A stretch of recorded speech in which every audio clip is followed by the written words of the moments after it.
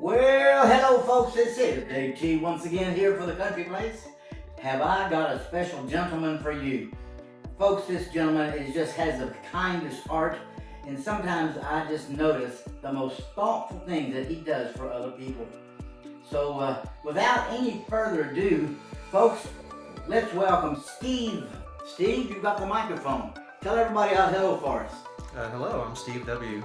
And you're an alcoholic, is that what I absolutely am an alcoholic. I'm a real alcoholic. Really? Well, Steve, tell us a couple things about yourself.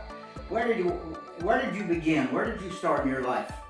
I was born on Westheimer, Rosemont Hospital, and my family lived out in Symington in Valley Lodge.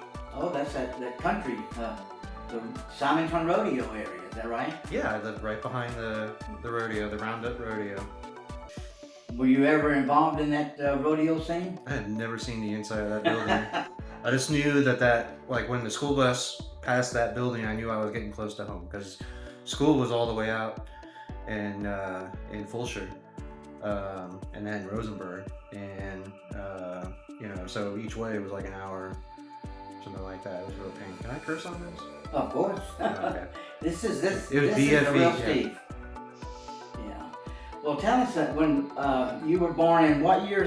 Say that again, please. 1981. 1981, in the area of Symington, right? So tell us a little bit about your childhood. Tell us something about your family and you growing up to finally, sometime in your life, realizing that you were a real alcoholic.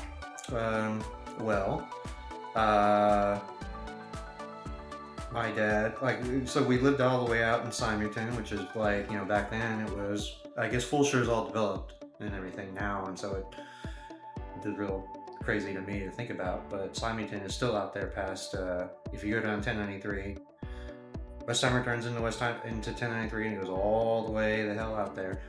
And my dad worked in West Chase area for an oil company and oil field services, and he was a workaholic, and the times that he was home, I'm not supposed to take anybody's inventory or make any judgments of anybody. Only somebody can decide that they are an alcoholic themselves. But if I was, I'd tell you that guy was a fucking alcoholic. He had a split temper, he totally, you don't know, usually when he came home around 8-9 o'clock, if you were making a ruckus or disturbing his dinner newspaper and 10 o'clock news, you were getting yelled at.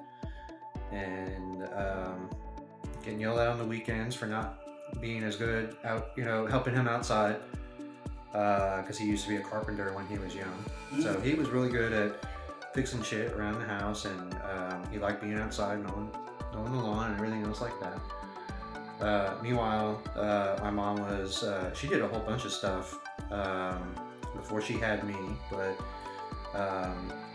when I came along, she was stay-at-home mom, and so if I wasn't at school or whatever, then it was just me and her at this house out in Symington, and so I'm pretty much a mama's boy, and I've been going to therapy for years. That started, I used to say 6 years ago, but now I guess it's been 7 or 8 years ago now. And she sent me to a psychologist to get pills. It's either there's two different. There's a pill doctor and then there's a therapist. The pill doctor. I always just say the pill doctor because there's a psychologist and psychiatric. Yeah. I don't know that I can never tell the difference, even though I've been corrected 100 times. Anyway, so I was chatting with this woman for 10 minutes. And she was like, "Oh, so your mom and you just kind of walked on eggshells around your dad, right?" And I was like, "Yep." And I was like, at the time, I was kind of shocked that she could infer that on whatever small conversation that we had or whatever she had asked me. But that seems to be the more alcoholics I work with and talk to. It seems like that's a little bit of a common thread. So I Yeah, guess it's it's a common- not so much a surprise anymore. So, but yeah,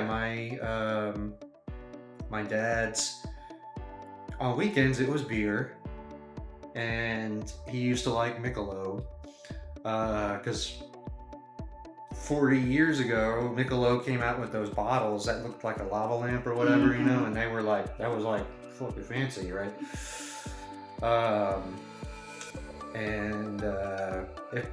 When I was still in my addiction, I still sought out Michelob. Now it's Michelob Ultra or whatever. We're talking like full flavor Michelob. And that was getting hard to find, but after a while, he switched to Heineken on the weekend after he took some work trip. But when he came home from work and he had his dinner, he had a highball glass, and it was Bacardi and Coke. We had a 2-liter Coke in the fridge and a bottle of Bacardi under the sink specifically for that drink. And that was, well, I had a rum and Diet Coke. That was my very last drink on August 4th. Oh, he used to, this thing I remember distinctly is he would pour it was in a highball glass, right? Like a proper whatever, and he would fill it with ice, and then he would pour just a little bit of rum, and then top it off with Coke like you're supposed to, right? And then he would twirl it with the tip of his pinky with the ice. And so I always did that too. And my last name is Winnefeld. I don't know. Maybe you want to edit that out. I prefer to be anonymous, but I call that drink the Winnefeld. My drink was, I take a pint glass, like, you know, from the bar, like from beer. And I'd fill it maybe like halfway with ice. And then I would fill it halfway with rum. And then top it off with just a little bit of Diet Coke on top. Enough that it was like brown, right? And that's it. And then I would twirl it around. That was my drink. So, well, as a child, you have brothers and sisters, or are you the only child? Tell us about your a little bit of family of origin. So I am an only child. My mother's side is Irish, and I don't know very much about them. My parents and their extended families originated up in the northeast, Pennsylvania, New Jersey. So that's where all my extended relatives were, and I only saw them a handful of times on road trips when we'd go up there seeing them, and I think it was like really rare that one of them would come to see us in Texas. I don't know anything past my mom's immediate family. Were you a good student in school? Did you succeed in elementary and high school and up in college, etc.? I was on a roll all through up to about high school. So I don't want to speak negatively of Lamar Consolidated ISD, but at least 35 years ago, like that's where, you know, Simonton, Richmond, Rosenberg, that school district, and for whatever reasons, you know,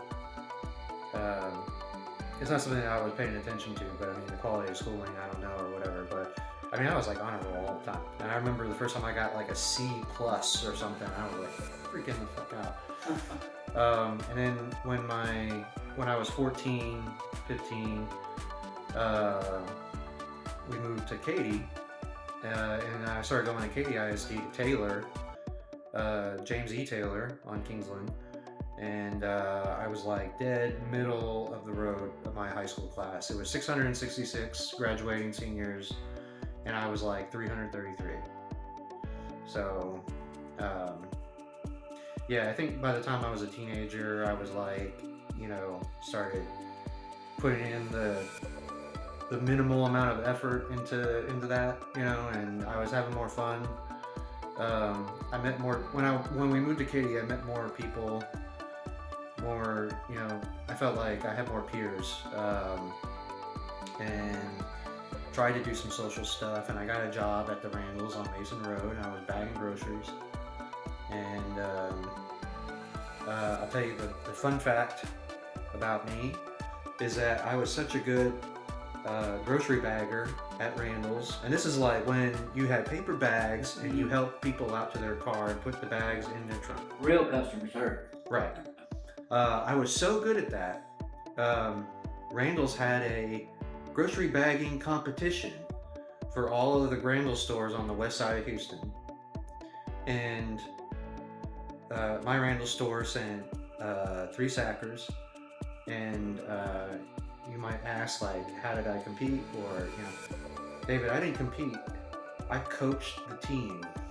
Okay, I'm a grocery. I can bag you a bag of groceries better than anybody, including the 2 jokers that the store sent to this competition. But yeah, ever since a teenager, and then all through, well, you're probably gonna ask me about college next. I can tell you that my college experience comprises about 75% of my step 4. So I was a pretty average student by the end of it, and I got, of course, the whole society is pushing you towards college, and there was never any question that it was going to be anything else. And so I was like, I didn't like A&M because they apparently had the Corps cadets that yelled at you if you walked on grass, and that sounded like bullshit to me. Don't tell Wade. Wade's hopefully not listening to this. I think I already told him that story anyway. So I applied to UT, and then I was like, I want to get into a fancy school, and so I applied to Baylor. I really want to go to Baylor. And I got into Baylor. I was kind of shocked that I got into Baylor. But my parents were like, we're not going to afford a private school, and I'm not paying for anything on bagging groceries. They said, we'll help you out, but you have to go to a state school. For us to help you out. And so, UT, I barely got into UT, but I wasn't really excited about that. So it was between U of H and SFA. And then I went up to SFA. That's Stephen F. Austin University for anybody out of state. I don't know who's listening to this. And then I went and I took a tour of University of Houston. And I was like, this is the place. This place is cool. They had a really good tour.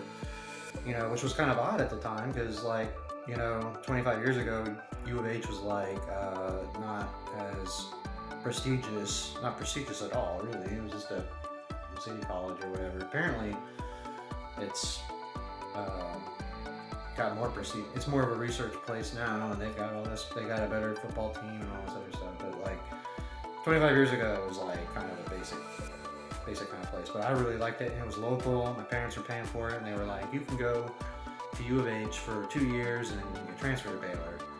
And at the end of 2 years, I totally forgot about that, and I ended up graduating from U of H. And I understand, I'm very gracious that I didn't have any scholarships and I didn't require any student aids because my parents were footing that bill, and so I didn't have to work when I was going to school. And I was cognizant of that when I was there, when I was a young fucking asshole. Between 18 and 22, I think we're all assholes at that age. And I had a lot of gratitude for it even then. And so I made it my mission to get the fuck done with my degree in 4 solid years and get out. Unlike, so many of my peers who, took 5 or 6, or the extended plan, as it were. I graduated in May of 2003. And what was your major study? I have an English major with a history minor. But the majority of my step 4 was I was in a fraternity. I'm just going to name it because it's going to be hard for me to say, the fraternity or whatever. It was Delta Upsilon. Delta Upsilon, so I'm sure people are familiar with fraternities. I don't have to explain fraternities to your listenership. You have your typical fraternities that have all the secret stuff, and Delta Upsilon was different. Delta Upsilon is the 4th oldest fraternity and they were founded in opposition to all that secret shit, and so they were non-secret. That was their big deal. So like, I have the ritual manuals. You could be invited to our. I had my parents at my initiation and all that kind of stuff, and it was zero hazing. Like, cause I mean, I wasn't gonna tolerate anybody paddling my ass or doing soggy biscuit and all that other creepy shit that you hear about. And that was true. In 4 years, nobody laid a single hand on me. And so all that was great. But that's where I learned how to drink. I remember very distinctly. You go to Rush, which is where they're recruiting people, and I got a bid, to join, and so I joined, and then you get a big brother, who is just like a sponsor, an older guy that's going to teach you the ropes of being in a fraternity and stuff. And at the end of Rush, it's dry, you can't drink. And so at the end of Rush is dry. At the end of Rush is you get your big brother, and then you get a nickname, and then you can drink. That's the first big party. Okay, and my big brother, again, I won't name his name, but got a big brother who was a piece of work. I found out later, or he had an interesting life. I'll say that. As far as I know, I don't actually know. Anyway, I got my nickname, which is Sputnik. And then I remember you're supposed to shotgun a beer right then and there, but I don't remember that. I remember standing on the front lawn of this.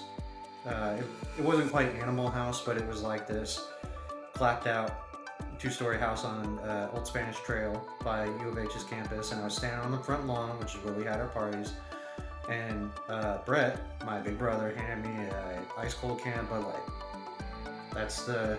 Aside from the sips of beer when I was a little toddler, that my dad gave me, that was my very first drink of alcohol.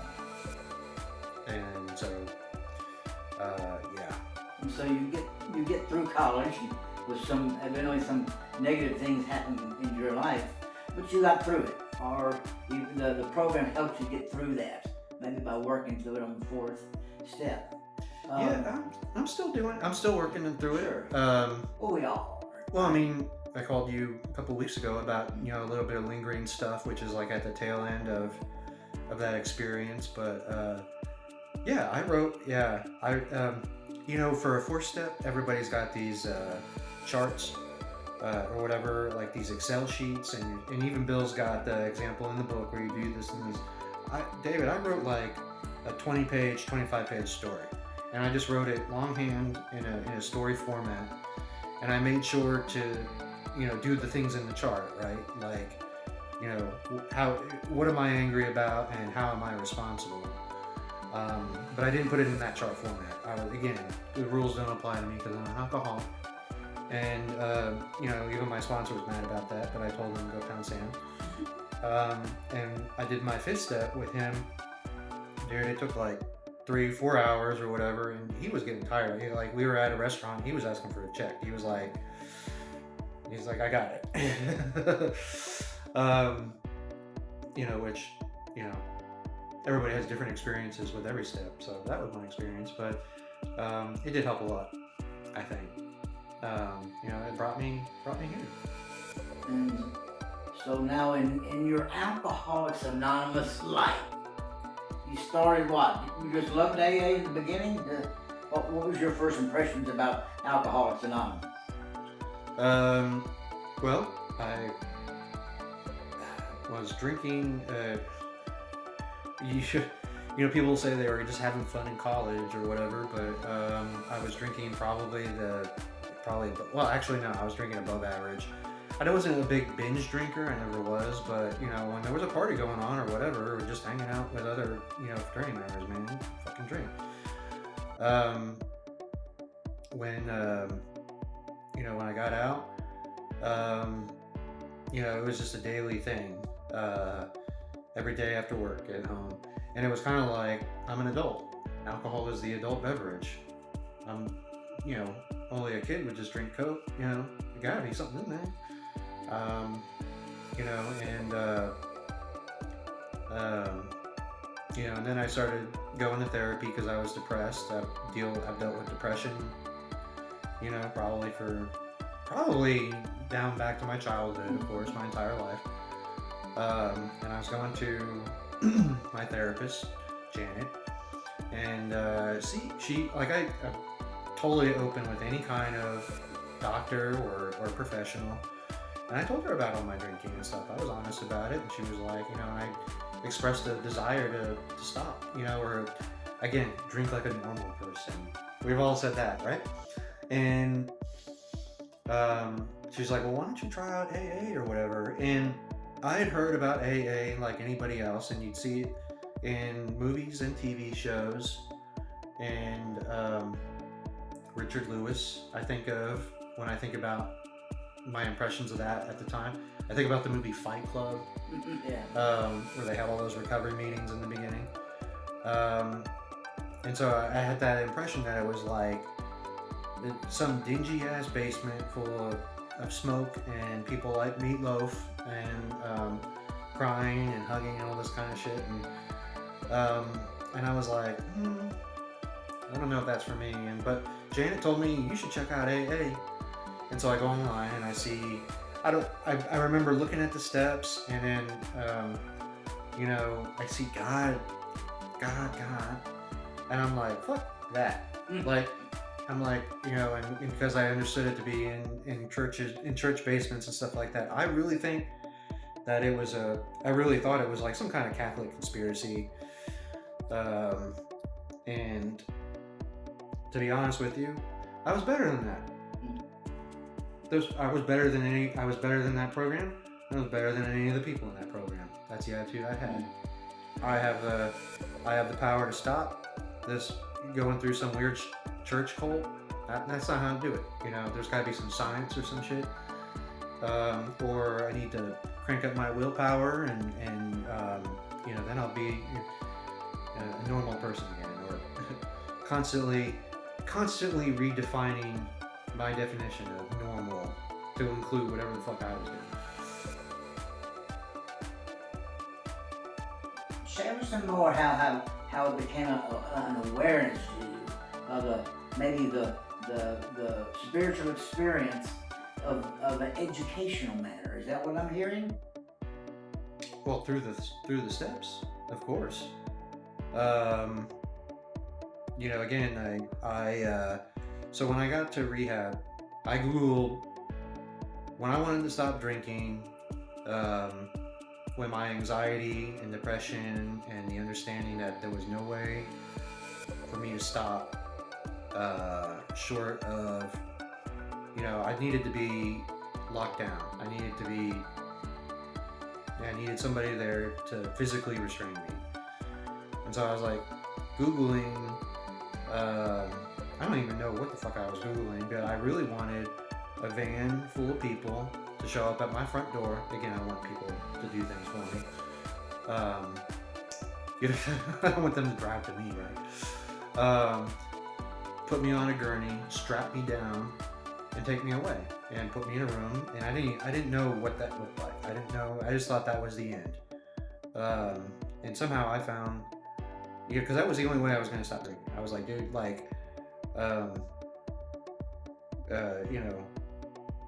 it gave me anxiety when I didn't have enough alcohol in the house.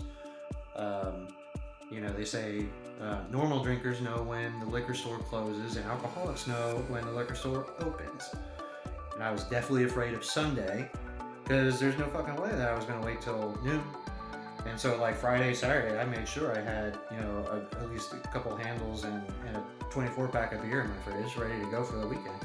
Anyway, not having alcohol in my house brought me a large amount of anxiety, and the way I saw that my body would involuntarily pick up my car keys and go to the liquor store. There was no way to stop. And I ended up finding the Park Prevention and Recovery Center over here in Houston on Gessner, and they said, you can come, the next day. And so the next day I had somewhere about a liter of rum and cokes, for breakfast, and I drove drunk over there. I haven't listened to anybody else's podcast, but the other people at the park say they got drunk in the parking lot before they walked in, and that was the cool thing to do. I didn't know you could do that. Like, I drank at my house, and then I drove drunk over there. I would have been the responsible alcoholic. I would have driven fine over there, and gotten drunk in the parking lot if I knew that was an option.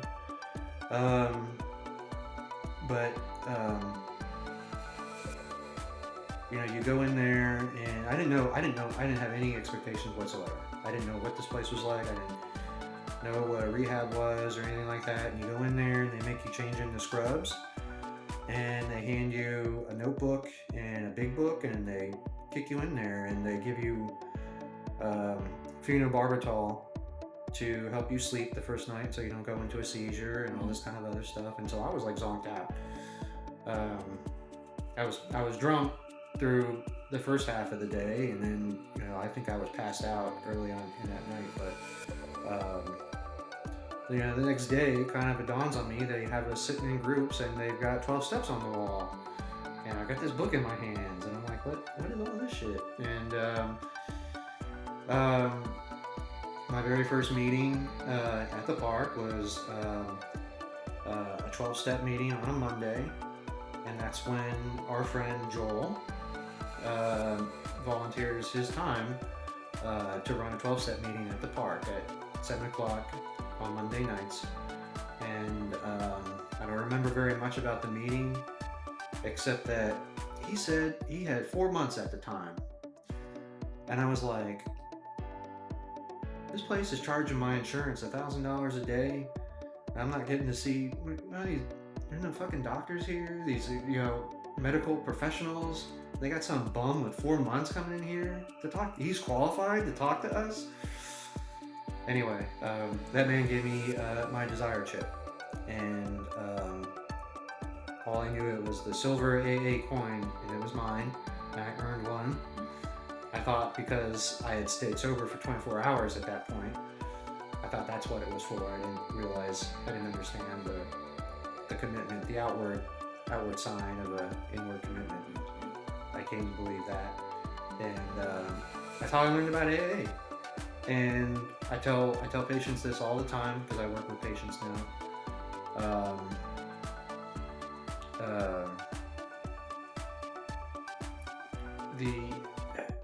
I was told, I just kept it, like I said, I didn't know what I was expecting when I walked in there. I wasn't expecting AA. I didn't know anything about AA. I forgot all the prejudice that I had of it before, because here was my ass zonked out of his mind, at some weird place where I didn't even know, what it was, sleeping in a bed with plastic pillows. I was in a blue set of scrubs. I was not any better than anybody else, and all of my conceptions and all of doing it my way and trying to figure it out, that got me sitting there, zonked out of my mind, sitting in scrubs in a hospital. That's what it is. So maybe, since I'm not doing anything else for 30 days, maybe I should pay attention to these incredible people like Joel, and there was a gentleman named Frank, who still, I think he still volunteers his time at the park and all of that, and yeah, and then I think I was in it. I really liked what I was hearing, and I had the big book, and there were a lot of people in the facility that I don't know. I don't want to take their inventory and try to understand why. Somebody pointed that out. He was like, "You should ask why people are there." I don't know why they were there. I was there to get sober, and they handed me this little blue book for free. I'm like, I'm not doing anything else, and so I start reading Bill's story, and I say this in meetings all the time. I can't fucking believe that a stockbroker in the 30s knew exactly how I felt. all the things that he was like. You read his story about how things are going great for him. He's making money. You know, he had that idea of. I'm sure there's a financial term for what he was doing, where he was going around to the factories to check up on the numbers and stuff like that, and taking a motorcycle trip with Lois, all this fucking beautiful stuff. Have you seen that movie? Love Is Not Enough? No, you haven't. I did. You gave it to me. I sure did. I didn't lend you that. I called you up one night and asked you about the name of the movie again was, say that again? Love Is Not Enough. Love Is Not Enough, and that's about Al-Anon, those in Al-Anon, right? But it is about Al-Anon and Lois, but it has so much of Bill and Bill's story in it, and it's gorgeous. You know, he's driving this vintage motorcycle across 30s America, and it's, I mean, hey, high on life, and then it's like he's still in a bar. You know, he still ends up there, and he goes through all these things where he understands he's miserable. He's trying to stop, and he just can't. And then Abby rolls in and says, "I found religion," and Bill's like, "What the fuck is that?" You know, he's talking about the Oxford group, right? And I'm like, yeah, that's the exact attitude I'd be, you know, having if my best friend rolled in there with a smile on his face, all sober. Anyway, I just related big time, and I was like, this guy knows what he's talking about. He knows me. I know all. I feel myself in this story. This English major in the 2020s, totally the farthest removed from a guy 90 years ago. I just couldn't believe that, and so that's what glued me to that book, and I kept reading. You, as pretty much an English major, you kind of knew what those words meant at a deeper level, did you not? I did. The gentleman I mentioned earlier, Frank. I think he was having a meeting with Joel, and we were going over, I think, how it works. And we were going not line by line, but word by word. And he was saying, you know, boy howdy, you know, these men, Bill and his friends, they're absolute wordsmiths, because every word choice is very, very specific. They mean those words, and so I've always kept that in mind when I read the big book. I've heard, if I may go on a little personal aside here, because I am very nerdy about the history of the big book. I've got the first edition, second edition, third edition, fourth edition. I pay attention to the fifth edition. I'm ready for that to come out. I told Kelly to reserve my copy because I want a first printing of the big book when it comes, the fifth edition when it comes out. And I hope she saves me. Anyway, that's an expectation when you feel like resentment if she doesn't save me one. So I can't do that. But there was a lot of, and then there's just recently they came out with the plain language edition big book, and as an English major and technical writer, very, very interested in that, very, very into that, and I got a copy. I got first edition, first printing of that one right off the presses from the Inner Group, and I read through it, and I think it's fantastic because I'm used as an English major, literature specialty in particular, I'm used to reading early American writing.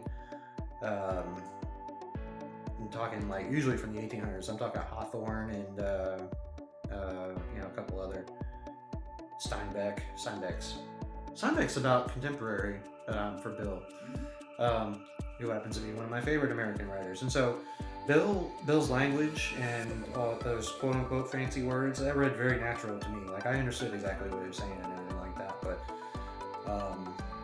only, by going to big book studies and other things, do I get different experiences that people have. They need a dictionary to go and this and that. I've only needed the dictionary for one word. It was starting with a V. I have it in my big books in my car. I can look it up right now for you. Anyway, So I understand that.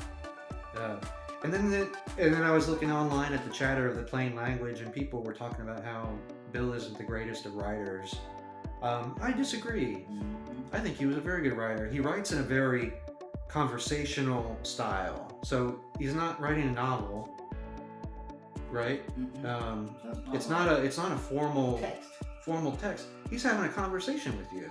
He's talking as though he's writing that book. He's writing it as if he was talking to you directly. That's how he's writing it. And so as far as like the format and the sentence structure, which all these other punk ass academics being critical of his writing style, that book is great. I think it's very well written and everything else like that. But I'm really into the fact that the plain language exists and it's gonna be cool.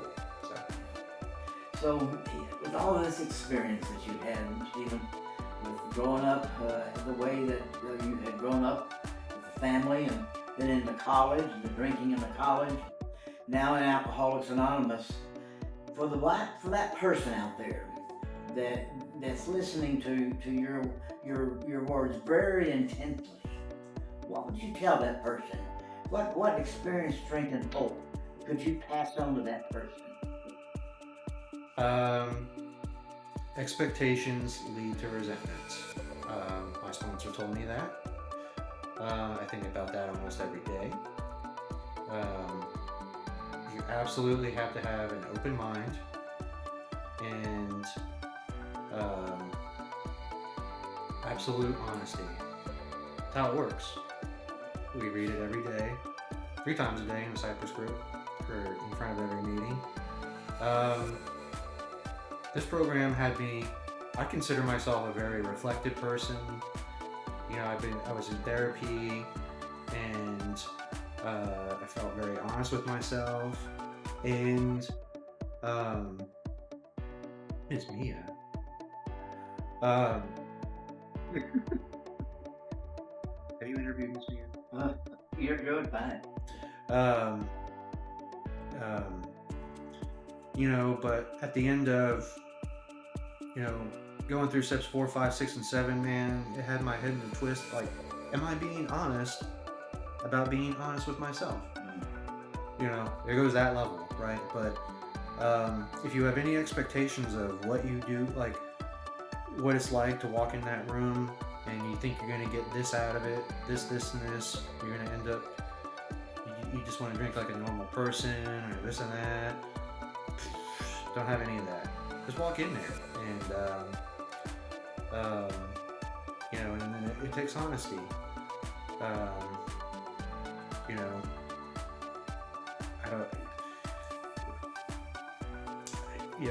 I don't think I have anything else to say about that. Well, you have to be honesty, David. I got to tell you this. The program for me has been the absolute destruction of my ego, because like I told you, my first impressions were, I'm better than this. I'm not like these other people. You know, I'm smarter than these people. I have better resources than these people. I'm more privileged than this. I don't deserve this. And no, that's absolutely not true. And what does Dr. Bob say at the end of his story? Like, if you think you are intellectually above this, or I can't. I wish I had my big book here. Let me hand you a big book. This is one of my favorite things. Well, Dr. Bob's Nightmare is the same. Yes. Because this I guess you'll have to do some editing, but this quote is very important to me. I believe it was Brian, Big Book Scholar Brian, said this. He pointed this out a week or two ago, and he said he liked it too. And I was like, if you think you are an atheist, an agnostic, a skeptic, or have any other form of intellectual pride, that's what I have, intellectual pride, which keeps you from accepting what is in this book, I feel sorry for you. And that's just, that's how I feel now. It's, I had to destroy my ego, let go of all that pride, and, you know, I tell my sponsees, you know, don't try to get above this material. try to look down on it and try to study it. Like, this is easy. It's simple, but not easy. And if you come into it with an open mind, and you will get out what you put into it. And I've gotten out massive dividends in my investment. What were you saying tonight at meeting? It was you were talking to hopefully a new alcoholic, or new member of our fellowship, hopefully, and he was asking about dues and fees, and Mr. Mike Fuller said that the only price of admission is your misery, and that's a very high price. Yes, And yeah, I can tell you, it's been a crazy past year. I'm coming up, 22 months, and I'm coming up on 2 years, and I can tell you that these 2 years have been the most incredible journey that I've had. I feel like Slim Pickens riding that bomb in Doctor Strangelove, but the other direction. I'm on that rocket ship. I'm riding that rocket ship like a horse with a saddle on it, and I'm taking it, bam, wherever the fourth dimension is. That's where I'm going. Well, Stephen, thank you so much for giving us your time today and opening your heart and sharing your experience and your strength, and then finally your hope for that individual out there. Thank you so much, Stephen, for being a part of the Country Place today. And folks, have a nice hand for Stephen. Oh, hopefully one day he'll come back. What do you think, folks?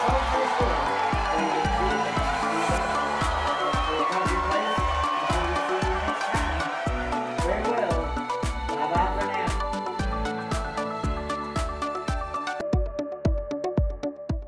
for now.